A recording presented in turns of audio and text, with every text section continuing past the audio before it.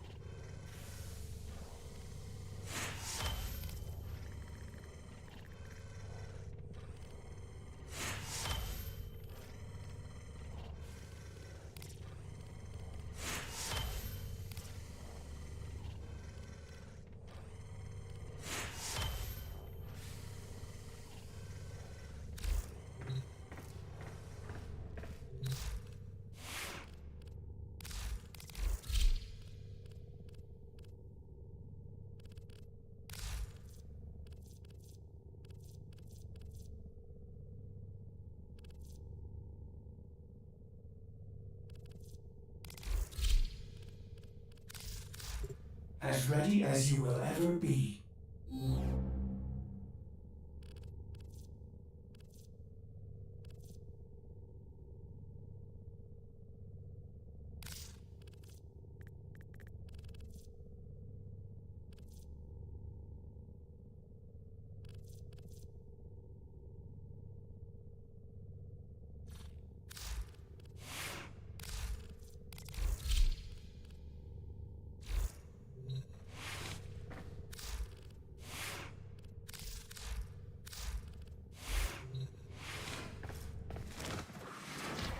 Gross.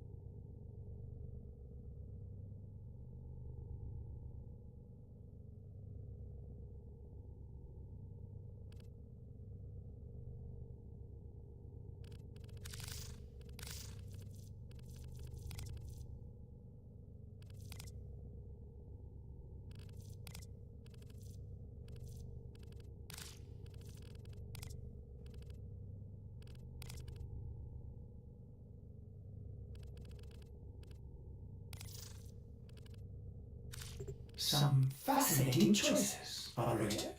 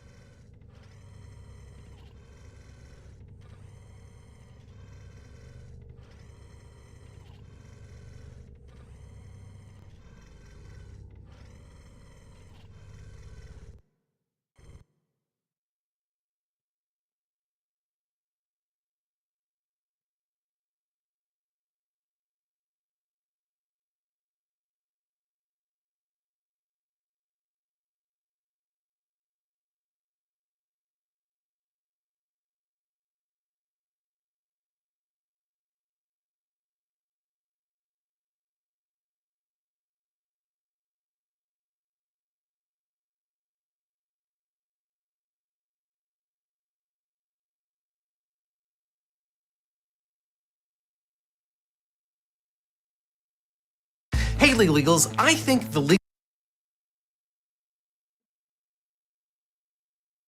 You're watching The Legal Breakdown. Glenn, we all know that the Epstein files were supposed to be released in full by Friday. Of course, that didn't happen. The DOJ itself came out and said that they would only be doing a partial release of those files, and the rest of the files would slowly trickle in. So first and foremost, recognizing that this DOJ violated the law, what are the implications of the fact that we only got a partial release of these files?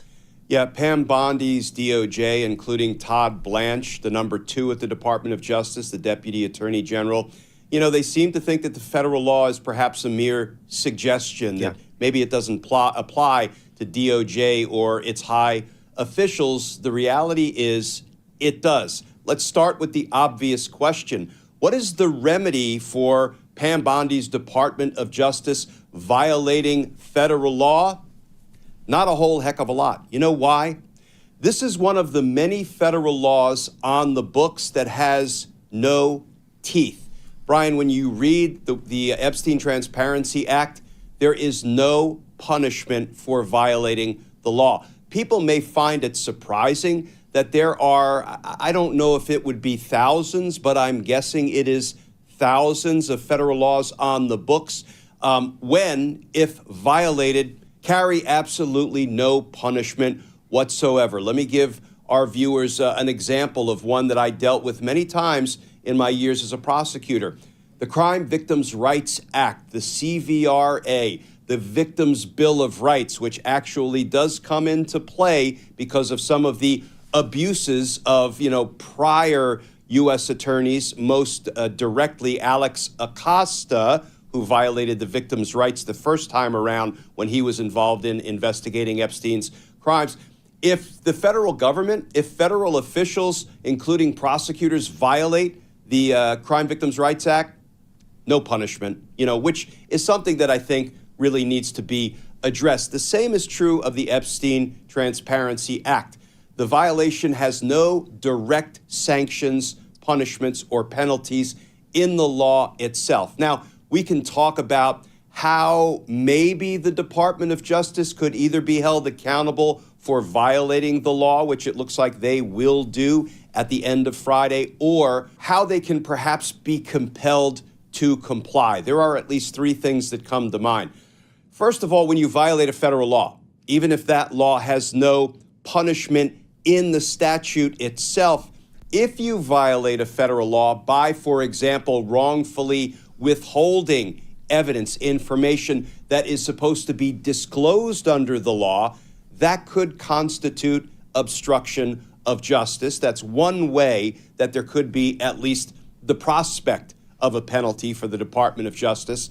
Two, there could be aggressive congressional action, oversight by Congress for DOJ's apparent violation of federal law.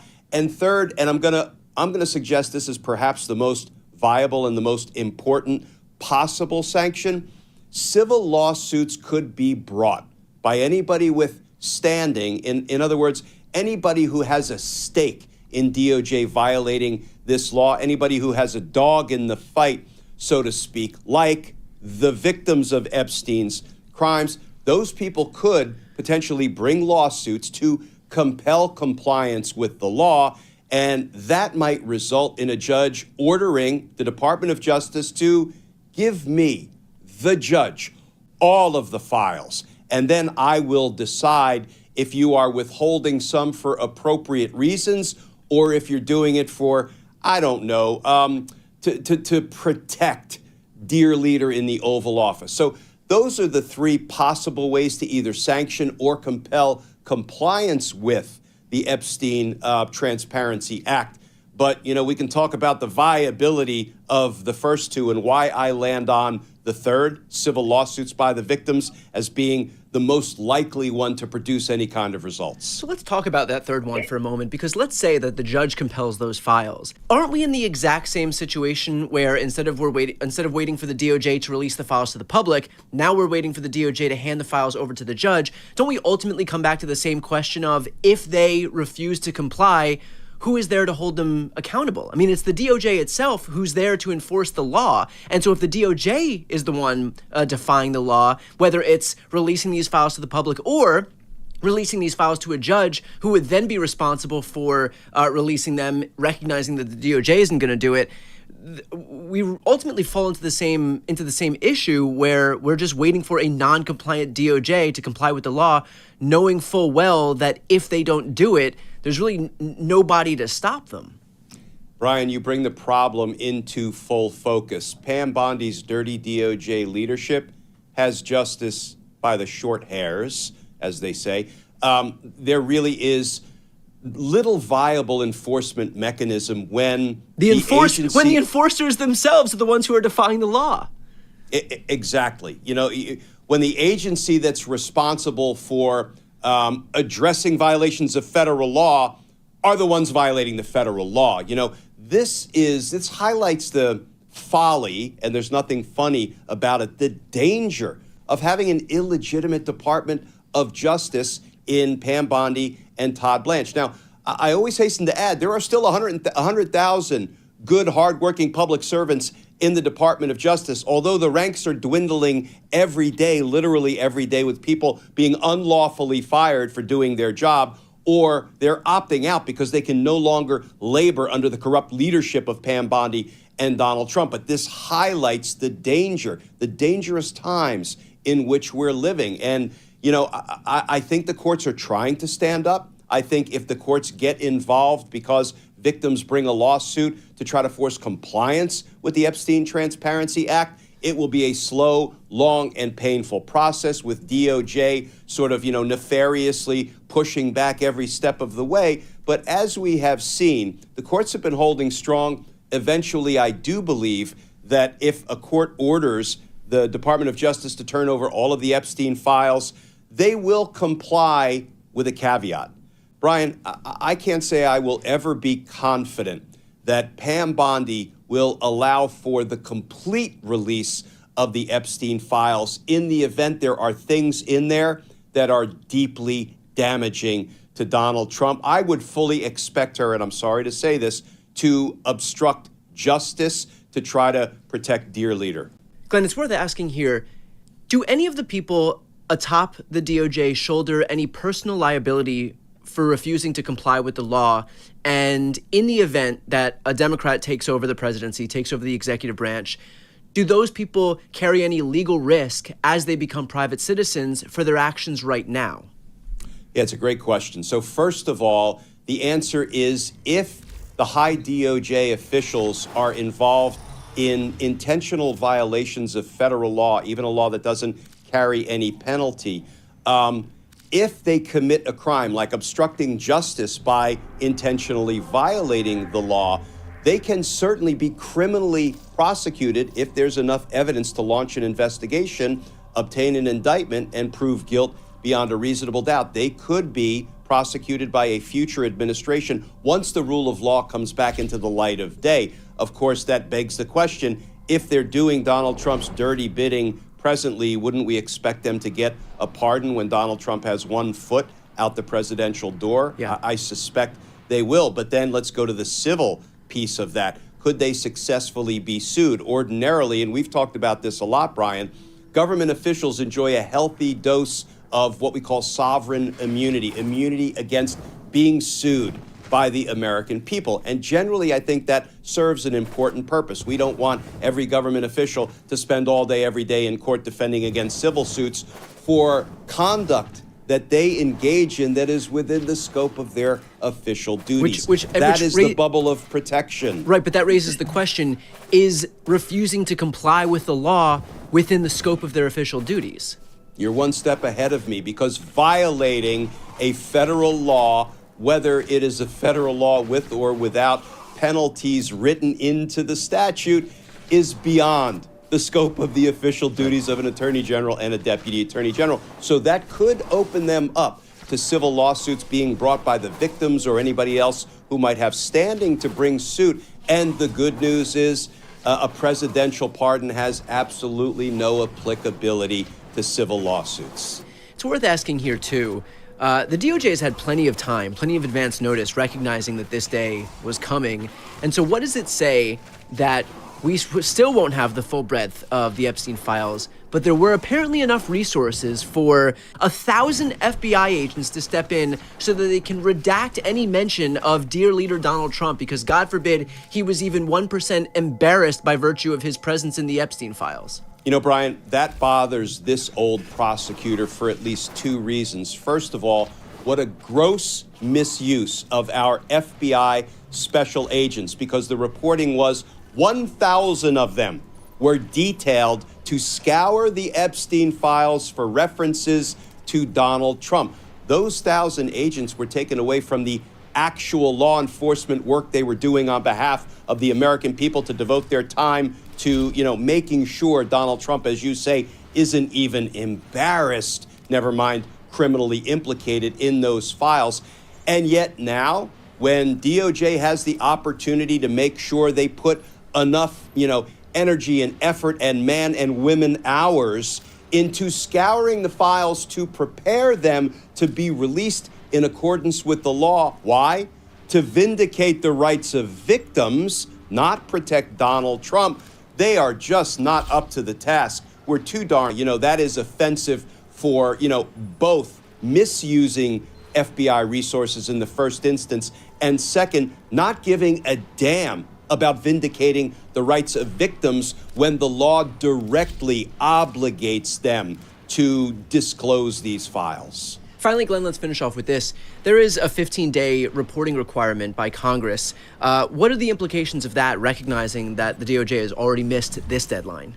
Yeah, Brian, there is a requirement in the law that, 15 days after the disclosure deadline, DOJ has to report to Congress anything that they have withheld, failed to disclose, aren't yet prepared to release. And so, at least in theory, if they comply with the 15-day deadline, we will learn more about precisely what they have not yet disclosed. And I have a feeling it's going to be quite a bit of the Epstein files. All right, well, obviously more to come on this issue. For those who are watching, if you'd like to follow along on this and all other legal news, the best way to do that is to subscribe to our channels. I'm going to put the links to both of our channels right here on the screen. It's a great way to support our work, great way to support independent media, a great holiday gift for us, and it is and always will be 100% free. So again, those links are right here on the screen. I'm Brian Teller Cohen.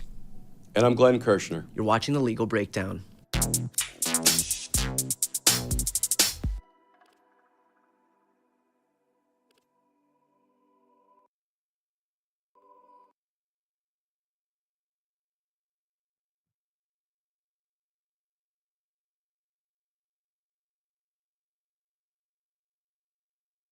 Mr. Blanche, I want to follow up with you on what you just said. You were referencing the 15 files released Friday. They disappeared from DOJ's website yesterday, including this photo of what looks like a desk with a drawer open containing photos of Donald Trump. Just to be very clear, to put a fine point on it, why were these files taken down? You're saying it was at the direction of a judge? Well, you can see in that photo, there's photographs of women.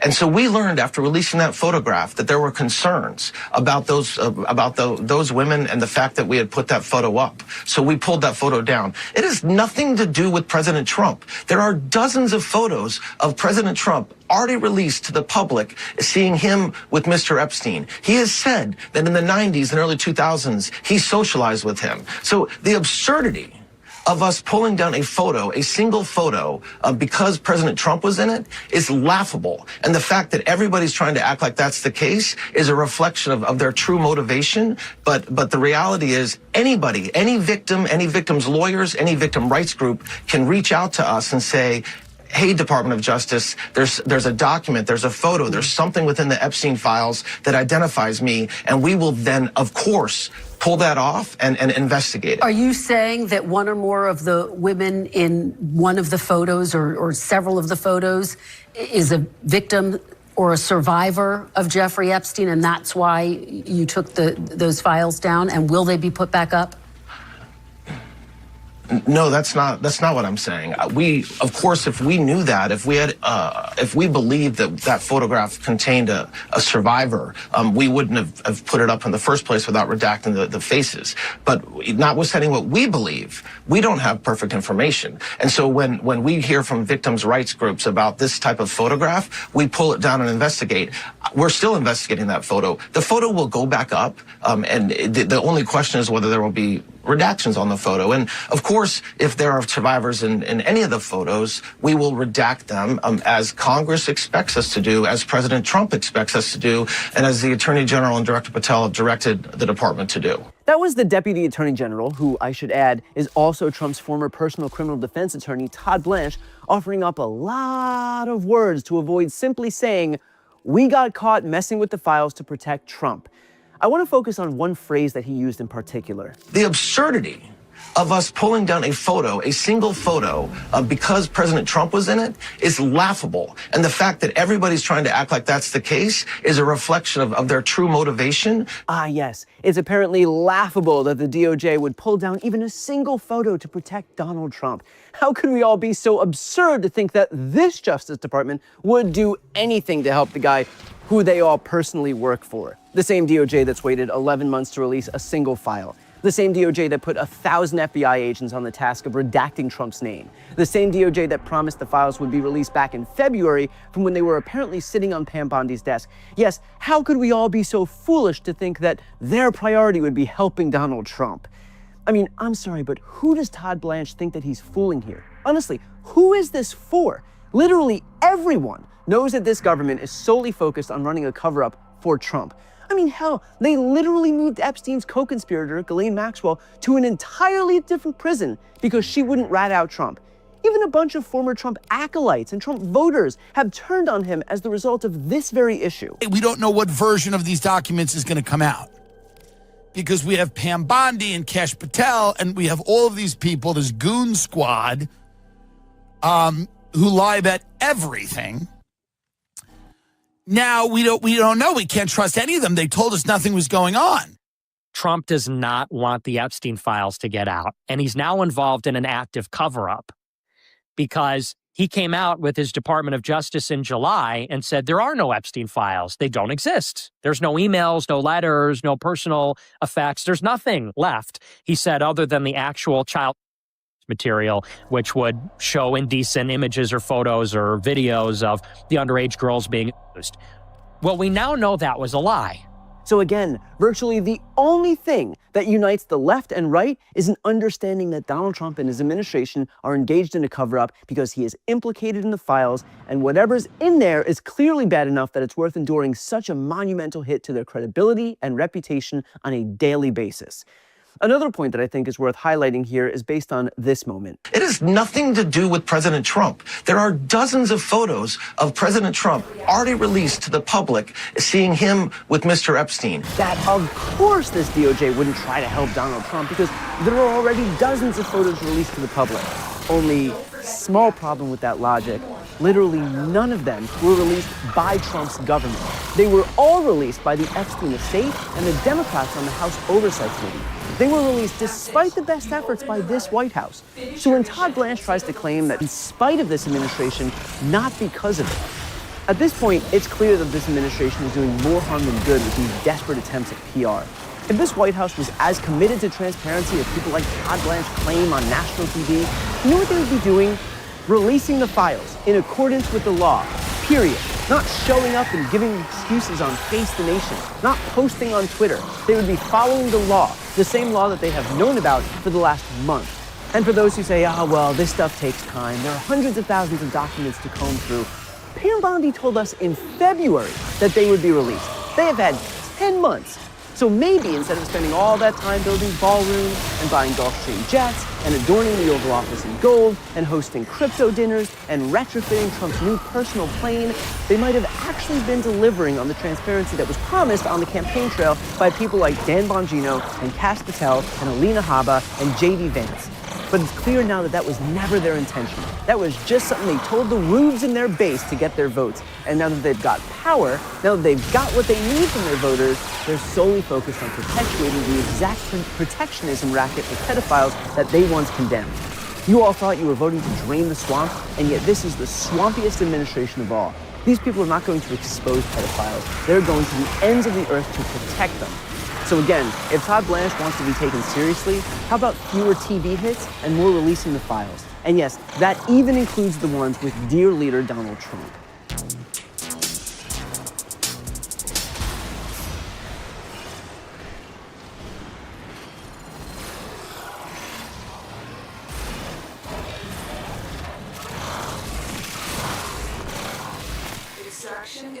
Before you go, if you enjoyed this content and you want to see more and support independent media, please subscribe to this channel. The subscribe button will be right here on the screen. But second, the reality is that we are now in a political environment where this administration can lean on any of the social media platforms to suppress certain voices if they don't like critical coverage. That means my longevity here is in the hands of a few tech billionaires who are already making it clear that they are willing to cater to this administration. To that end, signing up for my newsletter is a way for me to reach you directly if that ever becomes necessary. I'll put the link right here on the screen as well, so please sign up. It's free, but there's also an option to do a paid subscription if you'd like to support me and my team. I really appreciate it. Thanks so much for watching.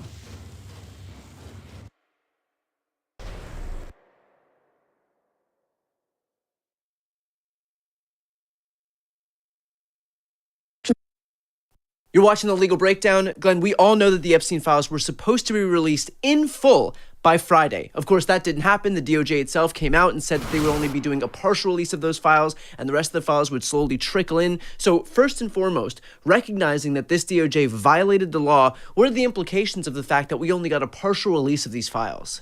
Yeah, Pam Bondi's DOJ, including Todd Blanche, the number 2 at the Department of Justice, the Deputy Attorney General, they seem to think that the federal law is perhaps a mere suggestion, that maybe it doesn't apply to DOJ or its...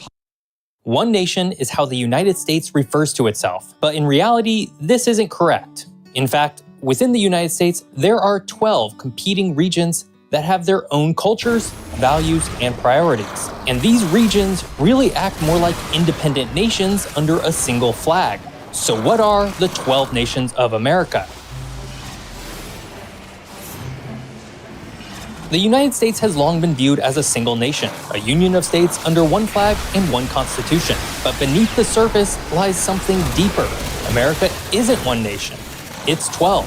I'm not the first person to notice this either. Journalist Colin Woodard originally proposed 11 American nations in his book, American Nations. But what I've done is expanded his nations to reflect 2 one you learned in school. Instead of state lines, you'd see 12 fluid, overlapping territories stretching across traditional borders and sometimes even national ones. But for this video, we're going to focus just on the nations within the United States, starting in the Northeast. Rooted in New England and stretching into upstate New York, Michigan, Wisconsin, and parts of Minnesota is the nation of Yankeedom. On a map, it hugs the northeastern part of the US and most of the Great Lakes. Centered around New York City and parts of northern New Jersey and the Hudson Valley is the nation of New Netherlands. Moving south in central Pennsylvania and heading westward across Ohio, Indiana, Illinois, and parts of Iowa and Missouri is the Midlands. Found along the Chesapeake Bay in eastern Virginia and parts of Maryland and North Carolina is the nation of Tidewater. It resembles the remnant of old colonies along the Atlantic. West of Tidewater is Greater Appalachia, a broad, rugged band that stretches from the hills of western Pennsylvania down through West Virginia, eastern Kentucky and Tennessee, into Arkansas and parts of Texas. Moving south once more and dominating much of Mississippi, Alabama, Georgia, South Carolina, and parts of Louisiana and Texas is the Deep South. In the far south and consisting of southern Florida, especially Miami, and Puerto Rico, is the Spanish Caribbean nation. Tucked in between the Gulf of Mexico and the Deep South nation is the nation of New France. Moving westward, spanning from Southern California and Arizona across New Mexico and into West Texas is the nation of El Norte. North of El Norte and covering a vast swath of interior California, Nevada, Utah, Arizona, Montana, Idaho, Wyoming, parts of western Texas and the Dakotas, and much of mainland Alaska is the Far West nation. In the far north and west is the left coast, a narrow but powerful strip along the Pacific, stretching from the San Francisco Bay Area up through Portland and Seattle and into the Alaska archipelago. And finally, thousands of miles away from the mainland is the nation of Hawaii. These 12 nations have different politics, cultures, values, and social trends, and they don't follow state boundaries, which were often arbitrarily made at the time and didn't really factor in how actual cultures might develop. For this reason, the American nations expand beyond in ways that we're not really accustomed to. Which brings us to the geography and history of each nation. Before we dive deeper into the 12 nations of America, it's worth asking, how can we all live in the same country and yet see the world so differently? That's where today's sponsor, Ground News, comes in. Ground News is an app and website made by a former NASA engineer who saw how news outlets and social algorithms often feed false biases. Ground News counters that by gathering all of the world's news in one place, so you can see what's being reported on and how it's being reported across the of abnormal heart rhythms. Sounds simple, right? What's wild is that even something as simple as walking can become regionally charged. In places like Yankeedom with denser walkable cities, it might be framed as common sense. In the Deep South, however, it's more of a lifestyle shift. Ground News helps me explore these coverage divides in real time and understand the bias baked into our national discourse, something that's never been more important in a country this culturally fractured. So if you're looking for a way to see through the politics of news reporting, go to groundnews.com/GeoByJeff to get 40% off their Vantage plan for unlimited access. Remember to subscribe by using my link in the description or by scanning the QR code to get this discount for a limited time, so you can cut through the biases. Where people settled and how they came to shape the land are at the heart of how each nation came to be. The cultural lines that define these 12 nations don't align with modern state borders, because that's not how nations are actually formed. Look at Europe, for example. Each country looks organic rather than the artificial straight lines that make up the individual states. This is because they follow linguistic and cultural borders that were formed over hundreds of years. Because of this, each nation in the United States similarly grew from a distinct historic root, which was influenced by its surrounding landscape. Here's how the geography and history shaped each nation.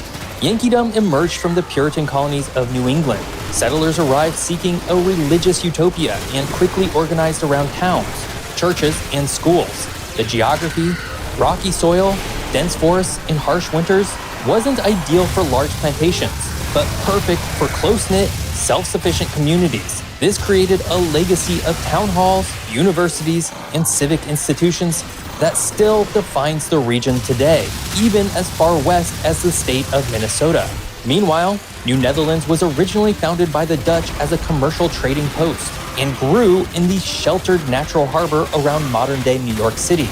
Because of its unique geography, New Netherlands encouraged maritime trade, immigration, and urban density.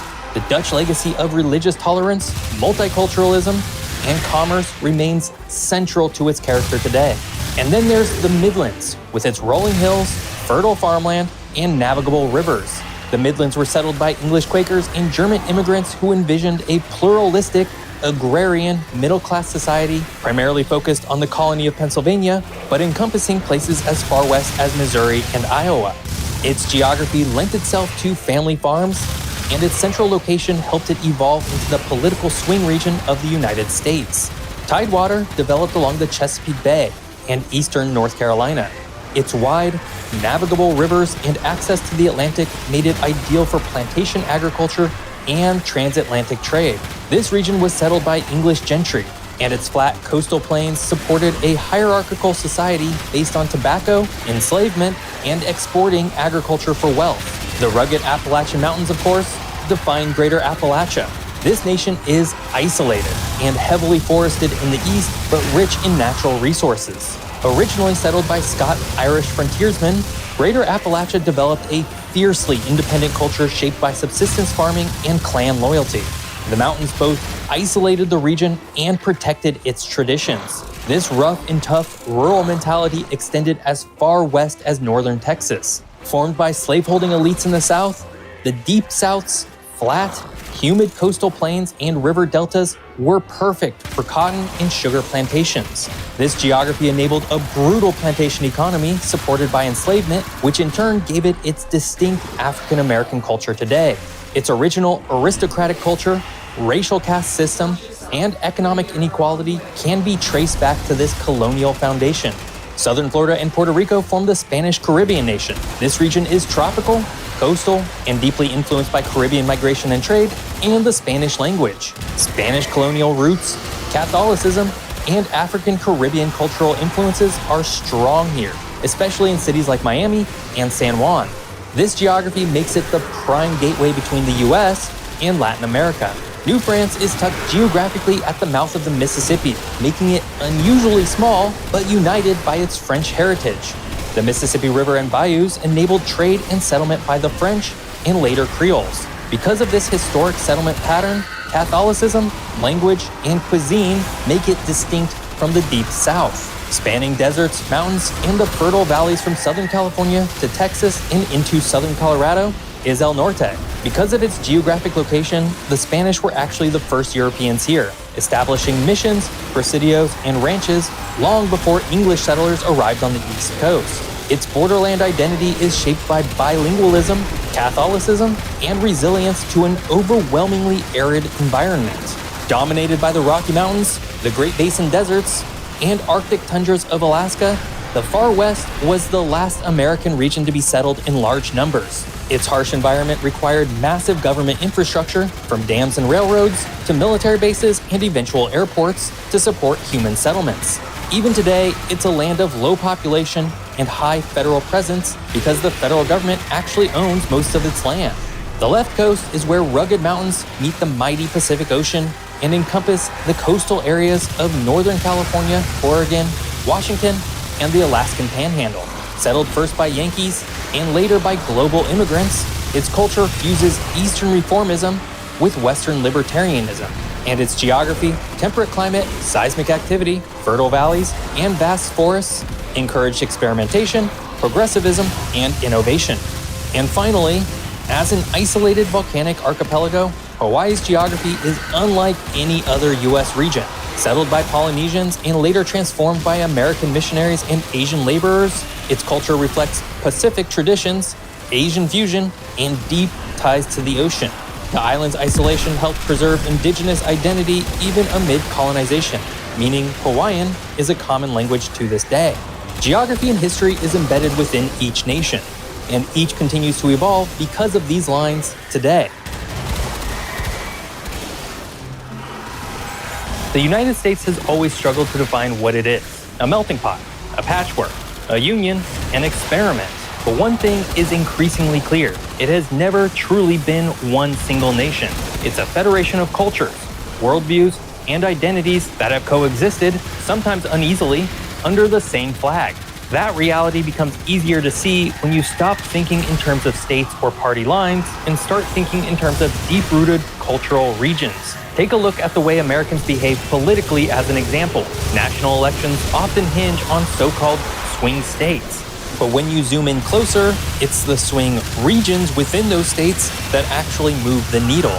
The blue cities of Yankeedom clash with the red rural counties of Greater Appalachia, sometimes within the same state. Southern Florida historically voted nothing like the Florida Panhandle, though that trend has changed recently due to shifting political ideologies of Cuban migrants and a growing retiree population. And far northern California has little in common with Los Angeles. It's this cultural geography that tells the real story. These nations are not based on modern trends or media bubbles. They're grounded in centuries of history. And these differences aren't superficial either.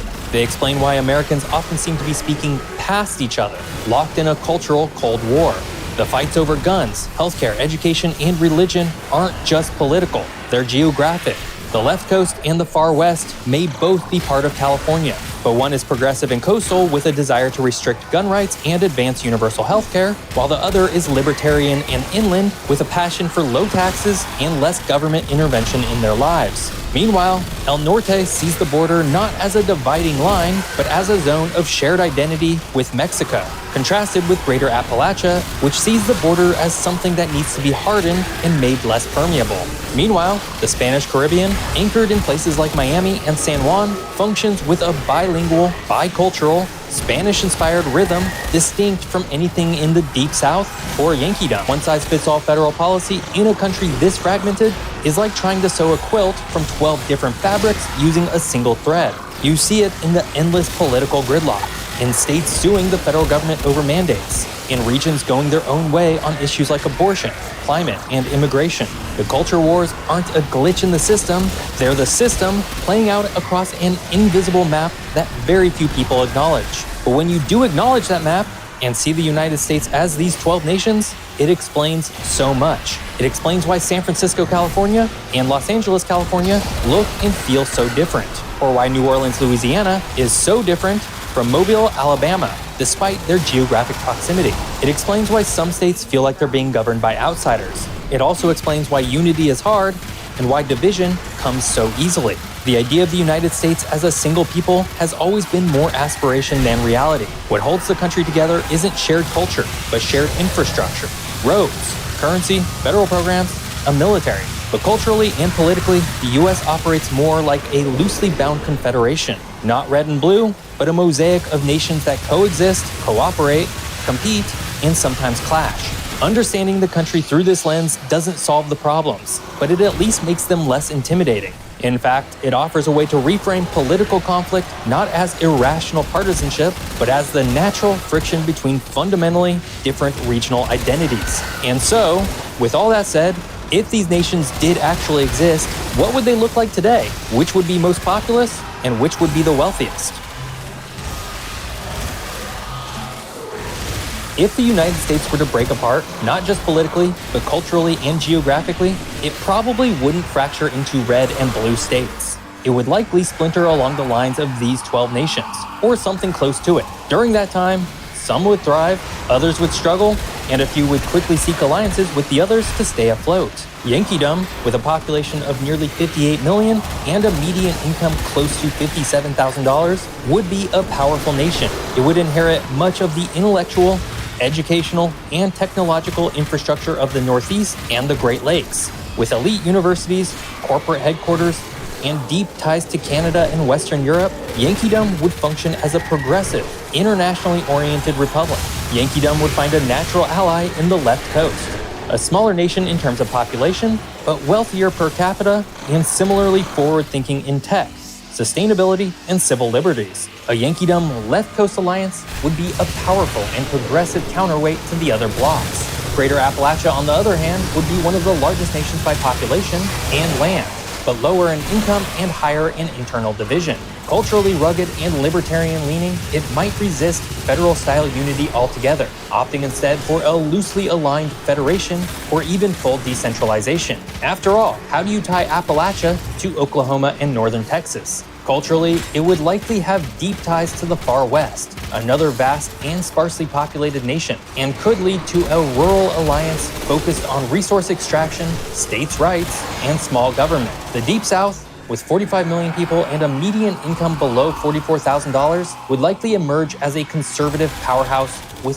strong emphasis on tradition, religion, and business-friendly policies. Its historic distrust of centralized government might persist, but its internal cohesion would make it a formidable, independent entity. It would also be the region with the highest African-American population, perhaps shifting it politically in ways not expected. It could easily ally itself with Greater Appalachia and parts of the Far West on cultural issues, forming a socially conservative coalition.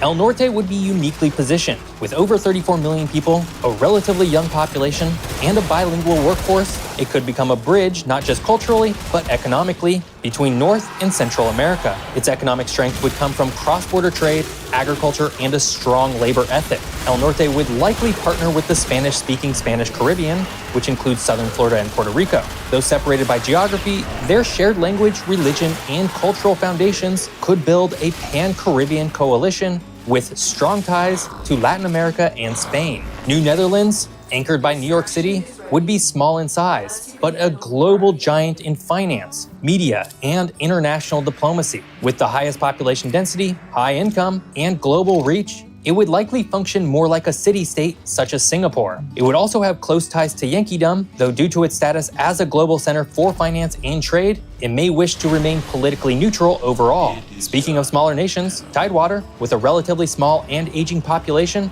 might find itself squeezed between the ambitions of its neighbors. Historically aristocratic and now a region of retirees, it might depend on alliances with either the Deep South or New Netherlands for economic and political stability. The Midlands, straddling the cultural middle, would face a hard choice. Politically moderate with about 37 million people and middling income, it could swing either way, joining the Yankeedom Left Coast Progressive Coalition or partnering with the Deep South or Greater Appalachia for pragmatic reasons. Its fate might hinge on leadership and external pressure. Of all regions, the Midlands are the most likely to swing between the different nations. New France, with only about 3 million people, might also struggle to see where it fits in. New France would likely align with the Deep South, though culturally it stands apart in language, cuisine, and worldview. Of all nations, New France would leave the biggest question mark for how it would evolve as a nation. Finally, Hawaii would be small, but uniquely positioned geopolitically. Its high income and strong ties to Asia and the Pacific would make it a diplomatic and military keystone in the Pacific. While isolated, it could remain neutral, non-aligned, or form a Pacific alliance with the left coast. In raw numbers, the largest nations by population would be Greater Appalachia, Yankeedom, and the Deep South, while the smallest would be Hawaii, New France, and the Spanish Caribbean. The largest by area size would be the Far West, Greater Appalachia, and Yankeedom, while the smallest would be New Netherlands, Hawaii, and the Spanish Caribbean. The wealthiest per capita would be New Netherlands, Hawaii, and the left coast, while the poorest would be the Spanish Caribbean, the Deep South, and El Norte. Finally, the youngest would be El Norte, New France, and New Netherlands, while the oldest would be Hawaii, Yankeedom, and the Spanish Caribbean. If the United States were to divide, it wouldn't do so evenly. Power would consolidate around urban cores, ports, and cultural hubs, just like it does with every nation. Border regions might become flashpoints or bridges. Long simmering tensions could ignite or be resolved. But what's clear is this: a split United States wouldn't just be 50 smaller pieces. Not right now, no. You need to come down and help them. Why? Because I'm going down too. Why are you helping us? But yes. Why? Because we need to. Stop being easy. Come on.